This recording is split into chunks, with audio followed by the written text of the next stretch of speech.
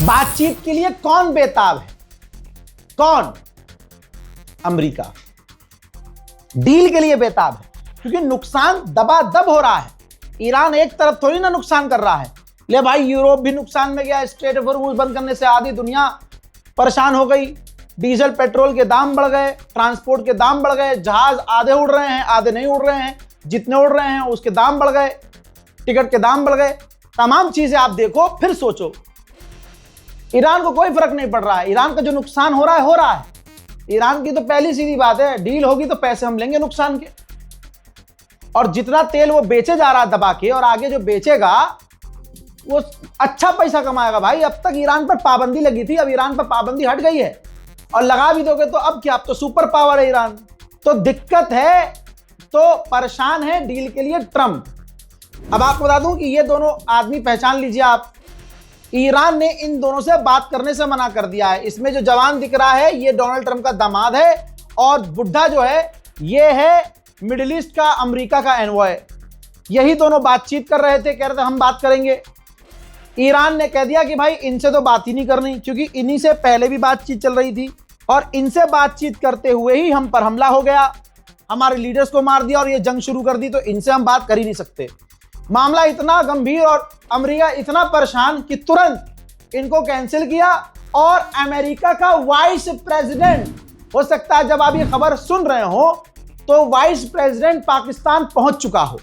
जी हां, vice president Pakistan पहुंचने वाला है ईरान से बातचीत के लिए। अल जजीरा ने क्या लिखा है अखबार में, देख लीजिए। अल जजीरा ने लिखा, ईरान को किसी चीज की जरूरत नहीं है। ईरान की सबसे बड़ी ताकत है ये स्ट्रेट ऑफ हॉर्मुज़, उसको बंद करने की भी जरूरत नहीं है। ईरान सिर्फ माइन बिछा दे, सारे जहाज डर के मारे आगे नहीं जाएंगे। यह अल जजीरा लिख रहा है, भले ही अरबी है, लिख सच रहा है। हजरत, ईरान के समर्थक ग्रुप ने इराक में अमेरिका की कंपनियों के कॉन्ट्रैक्टर और बड़े बड़े जो वहां अमेरिकी बिल्डिंग्स हैं उनको निशाना बनाया है। पूरी कमर अमेरिका की तोड़ दी गई है। इराक में ईरान के समर्थक ग्रुपों ने जो अमेरिका के कॉन्ट्रैक्टर्स हैं, खरबपति अरबपति, जो इराक में बड़े बड़े होटलों में रह रहे हैं, मौज कर रहे हैं, उन पर हमले किए हैं। मुलाहिजा फरमाइए।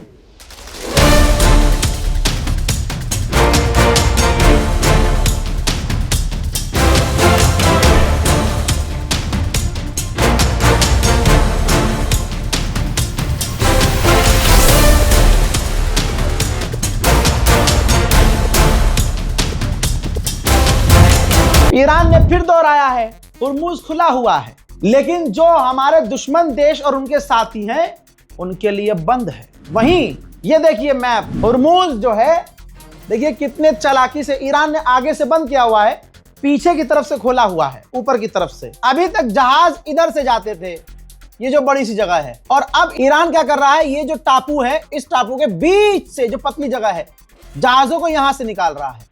और ये जो 12 नंबर का टापू जो है, यहां पर ईरान खड़ा हुआ है, और ईरान ने यहां पर अपने ऑफिशियल तैनात किए, यहीं से पैसा वसूल रहा है और यहीं से जाने दे रहा है। बाकी जो आप ये तमाम सर्कल देख रहे हैं, 1 नंबर, 2 नंबर, 3 नंबर, 4, ये तमाम ईरान की तैनातियां हैं। आप सोचो भाई साहब, पूरी दुनिया की गर्दन ईरान ने कैसे दबाई है।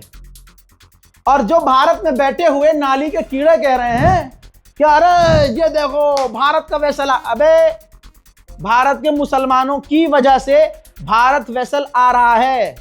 ज्यादा लबर लबर बोलोगे 20 जहाज है वहां अभी। वहीं ज्यादा लबर लबर बोल रहे कि आत्मनिर्भर भारत बना दिया मोदी जी ने।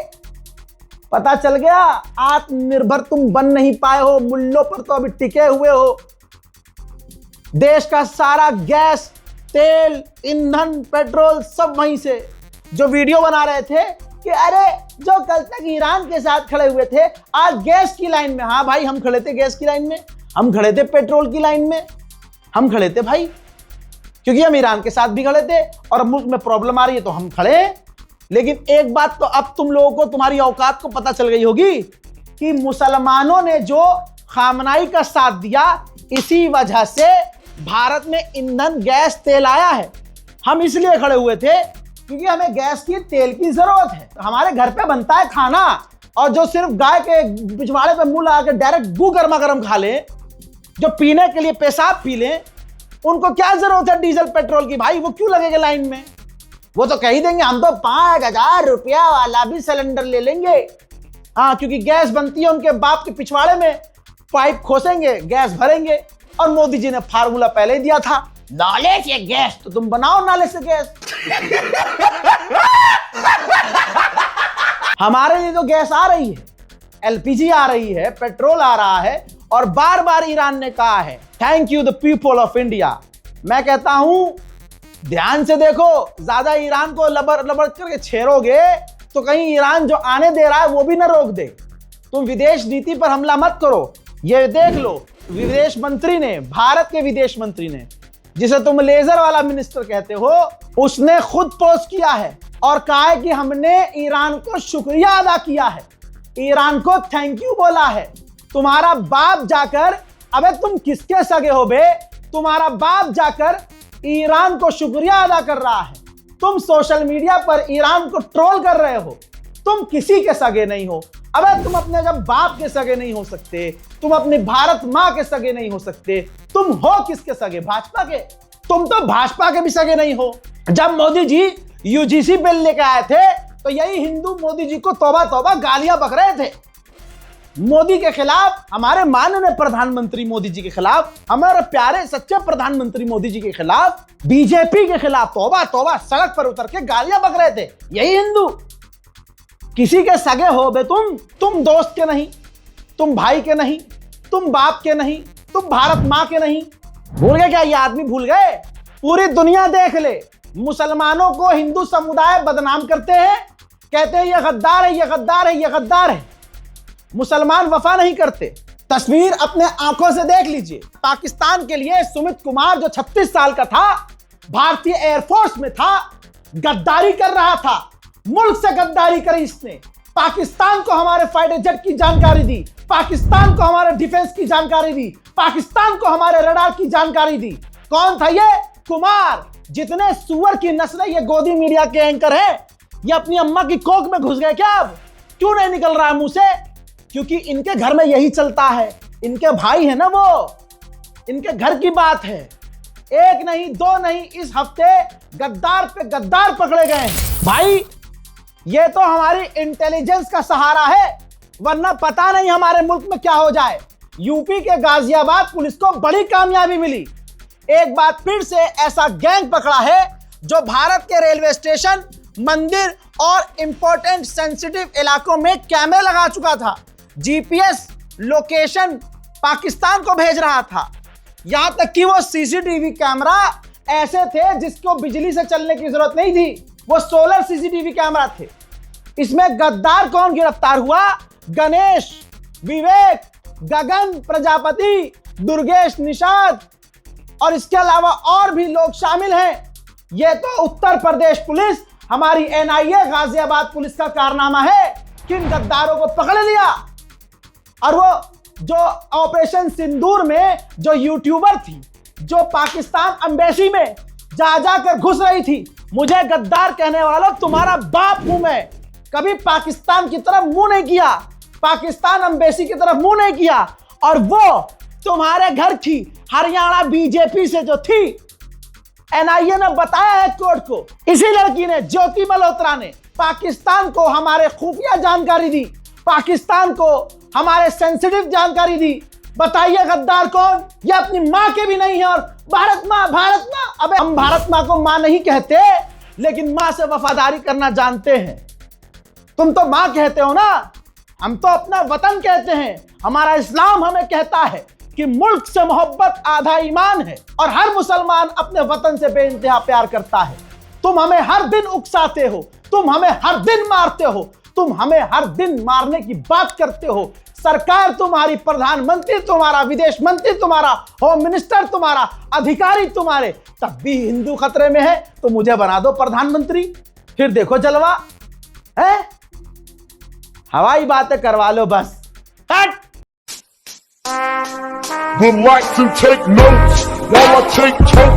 शुक्रिया करो दिल्ली पुलिस का कि दिल्ली पुलिस ने वो काम कर दिया। हमें उम्मीद बिल्कुल नहीं थी, उत्तम नगर में ईद के दिन अल्लाह अल्लाह हो रहा था भाई की, पर अल्लाह अल्लाह करके नमाज हो जाए। दिल्ली पुलिस ने इतनी ईमानदारी दिखाई, मुझे दिल्ली पुलिस से उम्मीद नहीं थी, लेकिन दिल जीत लिया दिल्ली पुलिस ने, कसम खुदा की। मैं तो डर रहा था कि दिल्ली से कोई बुरी खबर ना आए, क्योंकि दिल्ली के दंगे दुनिया भूली नहीं है। और जिस तरह की बयानबाजी आ रही थी, होली खेल देंगे, काट देंगे, पीट देंगे, खून की होली खेलेंगे। दिल्ली पुलिस ने कहा अच्छा मोस्ट वेलकम, कम टू धोरे। और उसके बाद तेल पिला के लठ में जो पेले दबाकर, शुक्रिया अदा करिए दिल्ली पुलिस का जो काम उसने किया। मैं अपने चैनल और अपने देखने वालों के तरफ से दिल्ली पुलिस का हाथ जोड़कर शुक्रिया अदा करता हूं कि उत्तम नगर जलने से बचा लिया आप लोगों ने, खुदा की कसम, वरना क्या हाल होता हमें नहीं पता। जो तैयारियां थी भाई साहब, औकात इनकी क्या है, कैमरे के आगे औकात है, हम ये कर देंगे, हम वो कर देंगे। अरे 15 मिनट, अबे 2 मिनट दो, अबे 30 सेकंड में दिल्ली पुलिस आई, कैमरा माइक छोड़कर यूं चूतर हिला के भागा। हमारे हिंदू भाई को टारगेट करके तुम अपना त्योहार बना रहे हो, तो मैं तो सामने आओ ना, एक माँ के लालो तो पंडित हुए, पंडित राधा परशुराम के बच्चे मारेंगे। जय श्री राम।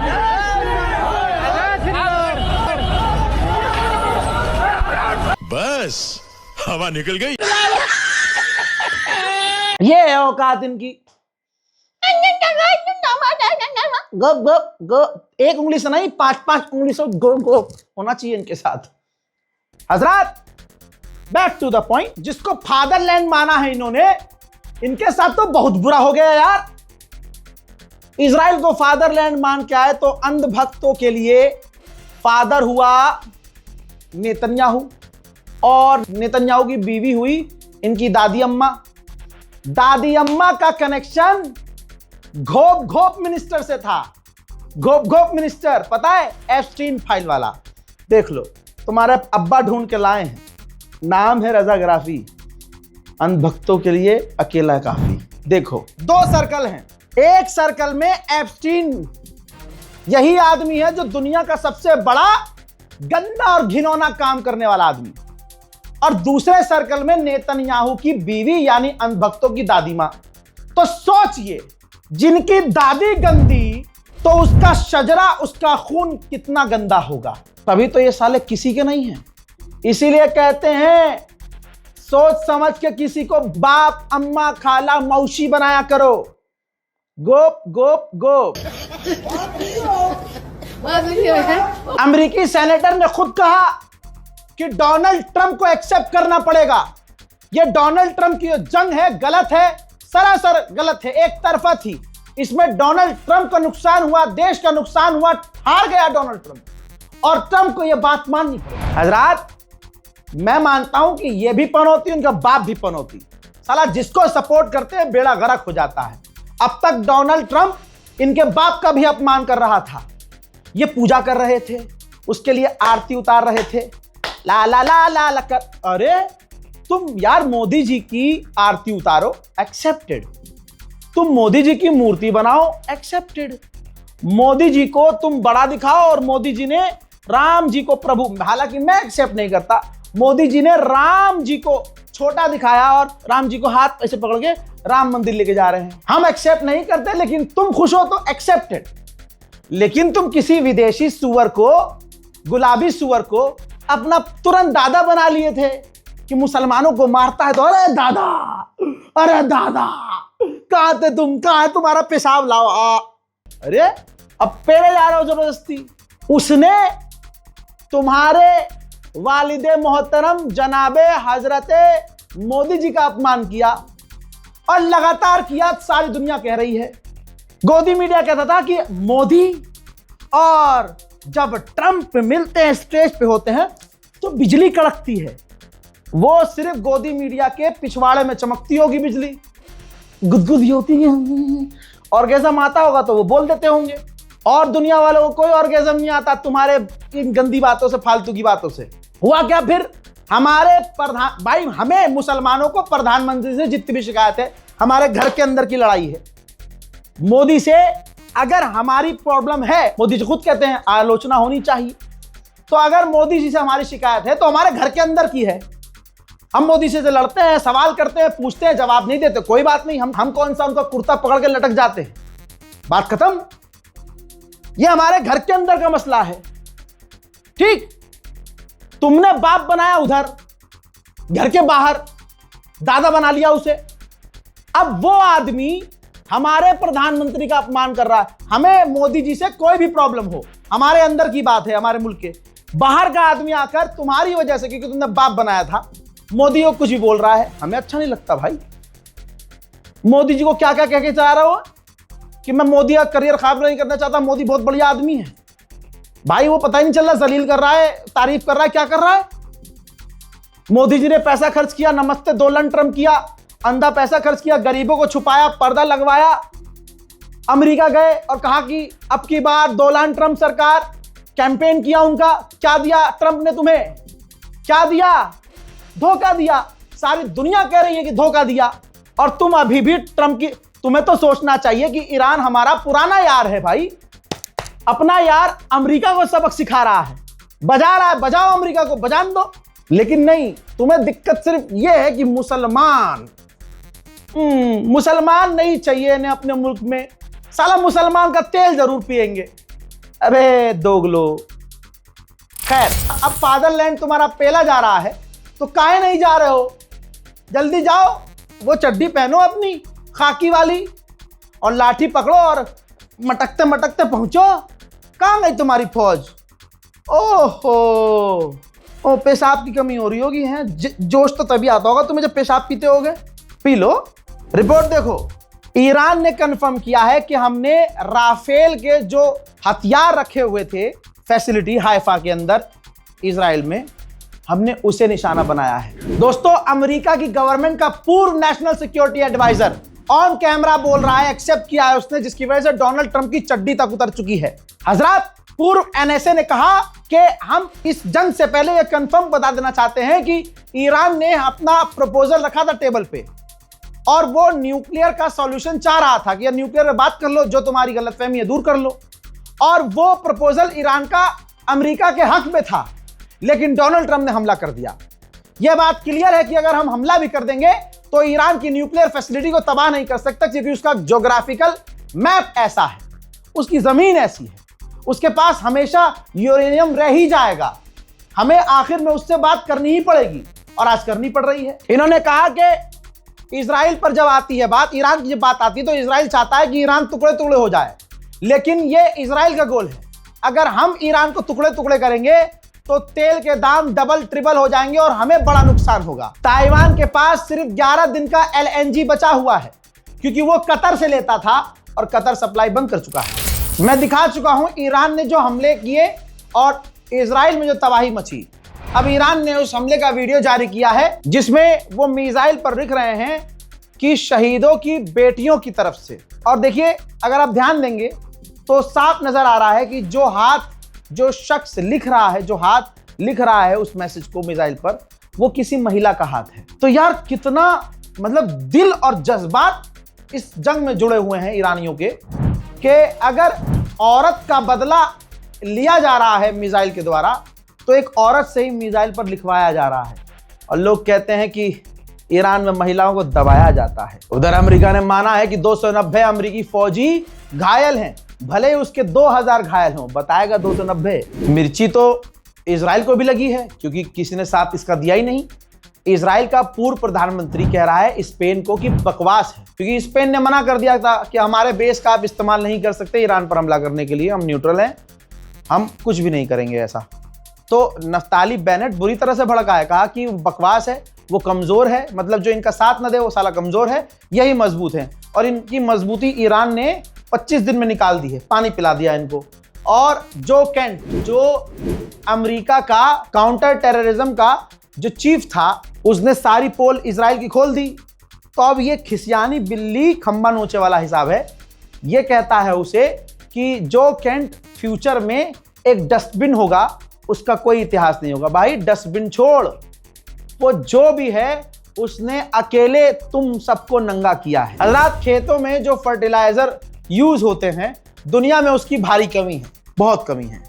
रशिया ने देखा अच्छा कमी हो रही है, रशिया ने फर्टिलाइजर एक्सपोर्ट बंद कर दिए।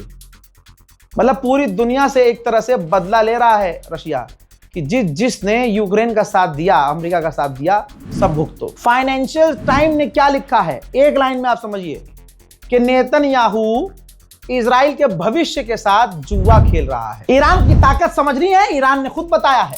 लीजिए फुल स्क्रीन पर लगा रहा हूं, ऊपर आप इसकी ओरिजिनल तस्वीर देख लीजिए। ये मिसाइल है बहुत एडवांस, जिसके चीथड़े ईरान ने उड़ाए हैं।